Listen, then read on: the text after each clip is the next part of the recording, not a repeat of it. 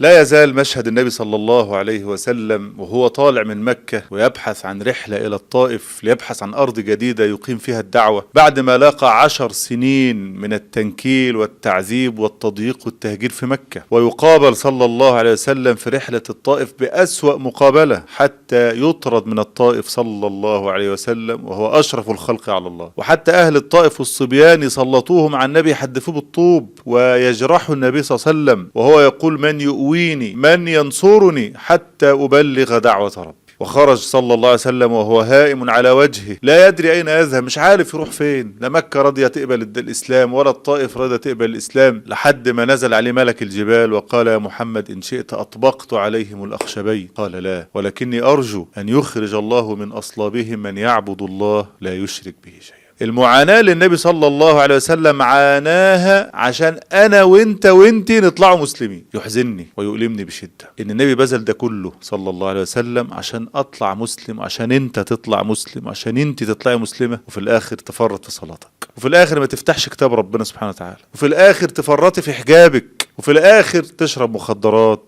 تروح الساحل وتقترف المحرمات وتقع في العلاقات وتأكل المال الحرام وتستحل الحرام. هو النبي صلى الله عليه وسلم بذل ده كله وضحى بده كله وانطرد وتهجر وتعرض للقتل عشان انت تطلع كده وعشان انت تطلعي كده، ولا عشان يرى منكم الخير؟ فوالله انها مسؤولية كبيرة ملقاة على عاتقنا ان احنا نوفي الامانة للنبي صلى الله عليه وسلم سابها لنا، ونحسن في الاسلام كما احسن الله الينا، وان ربنا يشوف مننا الخير ونشكر نعمة وجود النبي صلى الله عليه وسلم فينا ووجود سنته فينا، نحن نلتزمها ونتأسى بيه ونسمع كلامه. وقت الصلاة ربنا يشوفنا في المسجد، وقت الزكاة ندفع الزكاة، وقت الحجاب تلبسي الحجاب حين تبلغي، وإلا يبقى احنا كده ضيعنا وفرطنا. ويوم القيامة حين نلقى رسول الله صلى الله عليه وسلم على الحوض سنحزن ونتألم على ما فرطنا من حق الله وحق النبي صلى الله عليه وسلم. فصلوا على من ضحى بنفسه وماله وأهله من أجل أن يصل الإسلام إلينا صلى الله عليه وسلم.